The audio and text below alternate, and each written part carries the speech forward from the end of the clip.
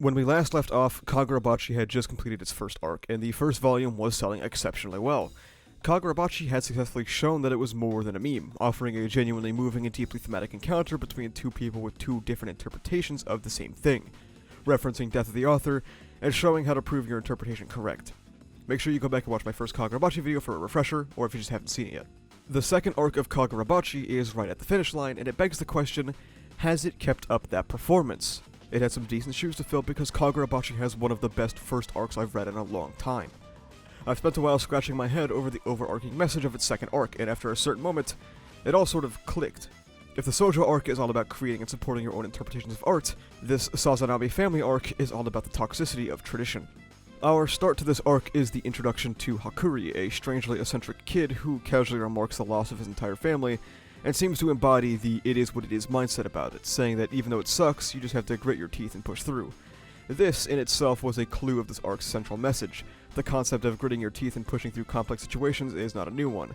It is in fact a core idea for things like Stoicism, or something central to the concept of masculinity, something notably enjoyed by many. The it-is-what-it-is mindset isn't an inherently bad thing, however, just like all things, with excessive reliance comes a toxic tradition. This stoic mentality is bad when it leads to someone believing that they have no agency over their own life and decisions, that everything that happens to them is the result of a random act of God, or if it leads to one bottling up their negative emotions. This unfortunate acceptance and internalization is an important prelude to what happens immediately after, as Hakuri looks out the window to witness Chihiro versus Sojo. As Chihiro saves the day, absorbing Sojo's lightning strike, Hakuri describes this as a day that lit a spark in him, and this is when we learn that Hakuri is from a sorcerer family known as the Sazanami family. The Sazanami family runs the auction known as the rakuichi, and all of the children are tasked with maintaining its smooth operation. In the auction are high-value items, human beings, and even something known as the shinuichi, a weapon so different from the others in some way that Chihiro's father did not want it to be accessible ever again. That spark lit by Chihiro causes Hakuri to abandon his reluctant acceptance of his situation, and to try and save kidnapped children. And we learn that despite being in a sorcerer family, he has seemingly zero competency with sorcery and just sort of gets his ass kicked until Chihiro arrives to save the day, which then leads to them running into a government agent, Hiyuki, who is here to collect those blades of Chihiro's because weapons of such a powerful nature should be held by the government rather than private citizens. It's a thought like that that causes a shock to run down Chihiro's spine. Thinking about the auction we were just introduced to, thinking about how much damage we've seen these weapons do, and as Hiyuki tells him that as long as he continues to wield the blade, there will only be more misery, it's something that causes a direct connection back to the first arc of the story, where Chihiro is challenged with having to prove his interpretation of the blades correct. Chihiro's goal at this point is to work to show what they are truly capable of. Does that include killing people? I mean, yeah, of course. In that vein, Sojo was correct. However, the blades can inspire hope. The crux of a concept like Death of the Author is that everyone can have a valid interpretation as long as you can support it. And we've already seen the work Chihiro has put in to try and make his the strongest interpretation available. This included using N10 to its fullest potential to save Char, and without his knowledge, it included putting his life on the line to save Hakuri's life. He did more than just save Hakuri's life though. That act of heroism he showed that day inspired Hakuri to want to save people too, even someone as weak as him that could barely stand up for himself. This is already living proof that Chihiro's interpretation can be backed up, even if he isn't fully aware of the extent of his actions. It goes to show just how many people can be touched by the creation or actions of just one person, and how these different interpretations can be formed due to differing circumstances. Hakuri never had the thought cross his mind of these swords being lethal weapons because the wielder saved him. And this gets proven to Chihiro when Hakuri jumps in front of Chihiro to take a hit for him, to prove to him that his blade saved people. And when this fight ends, we see Hiyuki learn that the government plans on taking part in the auction for shinuichi, essentially legitimizing the violence of the rakuichi auction, so that they don't have to send troops in there and risk bloodshed. This is the tackling of another tradition, and that criticism is about hierarchy or power structures. Kagurabachi is very careful to not paint the perspective as flat out wrong in these past two arcs. Sojo was a psychopath, but his ideas had merit. Hiyuki has a point about the private ownership of weapons that can cause a lot of harm like this, and that with them in the possession of the government, there is more oversight with their use. However, just because that oversight might exist does not mean that the government cannot be implicitly involved in bad things either. There is a legitimate argument to be made that giving the government access to all these weapons only furthers and consolidates the monopolization of violence, especially when at the end of the day, the government is looking after its own skin to the extent of partaking in human trafficking if it means they get that blade. Just because traditionally we have given the government power over things like this, does that mean that we should continue just because it's a tradition? Especially when they deal on underground markets to protect their own interests. It's not painting them as objectively wrong, but it's giving you a perspective to criticize and understand. You'll notice the government is seemingly not stepping in to stop children from being kidnapped. Instead, you have weak people like Hakuri trying to do that instead. Kagurabachi also goes further to put in the spotlight the profit motive. Enchanted blades that had the power to change the landscape of war are now being treated as commodities to be bought and sold, to be put in the hands of random rich people. Though the series openly questions the power the government wants to wield while displaying its potential incompetence, it also calls into question these blades being in the hands of just about anyone. It could definitely be read as a strong gun control allegory.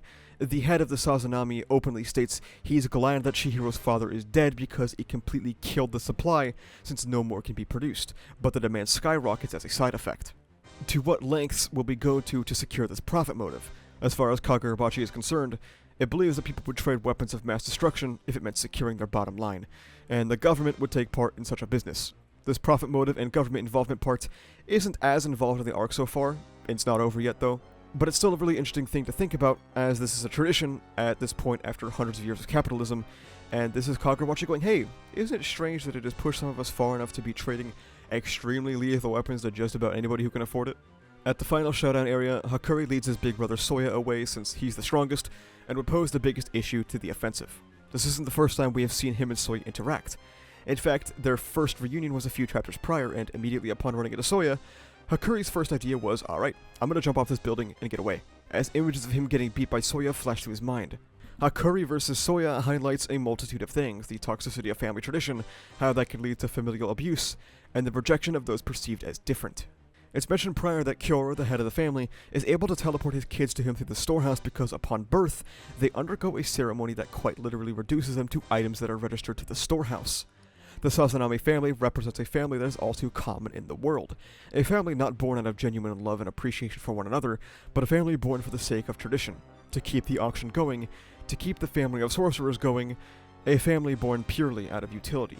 That utility extends to how Hakuri is treated, as he is perceived to have no utility due to his lack of sorcery output. Because of this, Soya regularly denies Hakuri his own agency, routinely claiming that his outbursts are a result of other people in his life. He claims to love Hakuri unconditionally, but the second he displays a shred of competency and uses Iso, that love goes away, and those beatings that were claimed to be to make Hakuri stronger show their true intent. The following of a tradition to keep him down. The catalyst for this entire final sequence was Chihiro giving up his enchanted blade in exchange for Hakuri's life, and it's a significant benchmark for his progression. The idea of Chapter 1 Chihiro, who starts every day with fresh hatred, giving up one of his father's blades for someone else would have just sounded insane. Of course, it's also served a double purpose, as he was able to connect with the blades to use it for recon and find out where this storehouse physically is. As he is without his enchanted blade, Chihiro walks up to the final showdown with Cloud Gouger, a weapon once wielded by a madman who only wanted to kill, taking on a new responsibility with a blade that caused so much harm. We hear from the sister of a kid that Chihiro saves with Cloud Gouger that lightning only strikes bad guys. Of course, this is obvious foreshadowing of its usage in the arc, but it also feels on the nose since this arc started with a callback to Chihiro tanking Cloud Gouger's Mei. Of course, we know Chihiro isn't a bad guy. He may not be what you think of when you think of a hero, but it's important to remember when this lightning struck him. It was his first encounter with Sojo. It was before he came to grips with the reality of what the enchanted blades are truly capable of. It isn't that Chihiro was a bad guy, it's that Chihiro himself was on the precipice of perpetuating a toxic tradition. This is something the Hishaku leader explicitly desired from Chihiro in their encounter after Chihiro and Hakuri got split up. What his goal is to see the seeds he planted at the time of Chihiro's dad's death come to fruition, so that he can one day wield the blade nobody should wield again.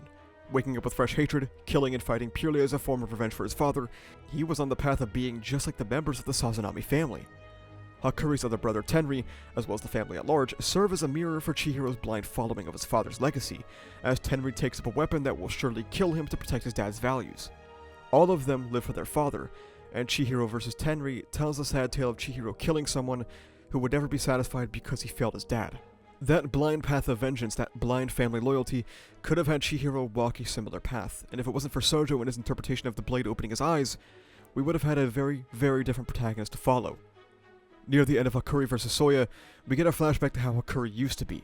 He used to be just like Tenri, Soya, and the rest of his family, discarding his own self-worth and following orders to harm people, to lock them up and treat them as cattle.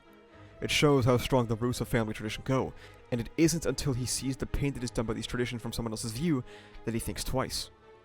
The Ice Girl in particular, who he forms a bond with, and then takes her own life in protest of their way of being.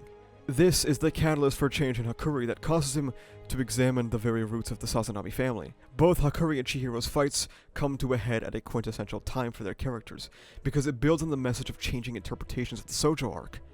At the end of the Hakuri fight, we learn something massive. He was never a serial fumbler in sorcery. His sorcery energy was just redirected to maintaining his very own storehouse. And when he realized this, he was able to unleash his latent potential. Hakuri's future goal will be to change the tradition of the storehouse, and to do so, he must change its interpretation. No longer will the storehouse be a means to harm people, to reduce them to property, and to be used in the facilitation of a weapon market. At the same time, Chihiro is attempting to change the tradition and interpretation of the enchanted blades, to change the legacy his father left behind, and the two will be put in a situation to work together to achieve this very goal. The concept of traditions is not an inherently toxic idea, but the way it is used by conservative establishments is oftentimes used as a cudgel to hurt those that are different. Like the Ice Girl, or Hakuri, or any member of the Sazanami family, or the elite soldiers that were harmed by the power of an enchanted blade. It's an incredible way of tying the two messages of both of the story arcs together, and makes these two characters so damn compelling, as Kagurabachi tells a story reminding us to be critical of the systems and structures in place, to not accept traditions at face value, and to look towards a better future. This page from earlier in the manga is just a wonderful example that brings it all together.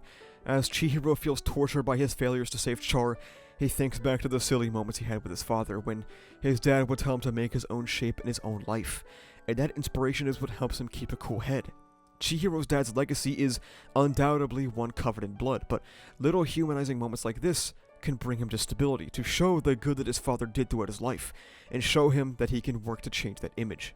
In the most recent chapters, I feel this interpretation has been supported in large part by Hakuri's usage of the storehouse. Of course, he's still doing the same thing his dad was by registering Chihiro and all of those people, but the intent behind them completely changes, bucking the traditional use and instead using it to assist Chihiro to save the people in the storehouse, while the Sazanami family head bends the world to his will, which, in my opinion, is most likely a comment about older generations attempting to push and pull the world based on their own fickle whims.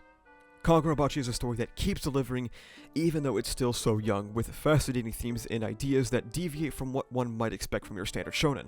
Incredibly strong visuals and fight choreography, with a small but super unique cast of characters. I'm really looking forward to watching Chihiro and Hakuri shape their own legacy, traditions, and interpretations as the second arc of the series comes to a close, and I'm very interested in what is to come in the next part of the story. Thank you so much for watching. If you like this video, please remember to like, comment, and subscribe for the funny YouTube algorithm. You can also become a YouTube member, which gives you access to behind-the-scenes content, a badge on comments and livestream chats, as well as the use of emotes and videos before their actual release. You can also check the description for socials like Twitter, where I'm objectively correct all the time, and Discord, where we talk about ReZero, My Hero Academia, Jujutsu Kaisen, and stuff like that. That's about it though. Thank you for watching. See ya.